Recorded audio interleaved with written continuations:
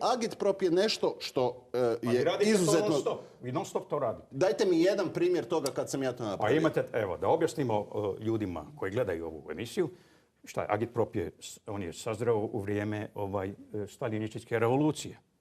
I prvo je demoniziranje neprijatelja. Prvo vokabular kao oružje. Drugo pita govnara, gdje stavite, na primjer, 10% istine, zamotate 90% laži, plasete u javnost. Taj kulturni prostor, ako je pitanje kultura, medijski prostor, većinom, i nevladine udruga, ko kreira percepciju u Hrvatskoj vani? Te ne hrvatske nevladine udruge. I oni plasiraju riječi, morate samo jednu stvar reći.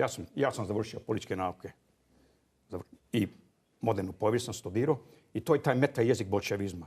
Fašizam, antisemitizam, klerikalizam, nacionalizam i taj se jezik upotrebljava kao oružje.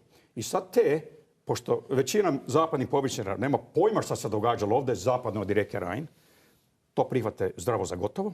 I te pritužbe plasiraju van, a naši hrvatski povjesničari koji još nisu stasali ili koji šute, za koje razloge ja ne znam, u Hazu i drugim mjestima. Recimo imamo ima svoj Loleka i Boleka, Češka, a mi imamo Jakovinu i Markovinu.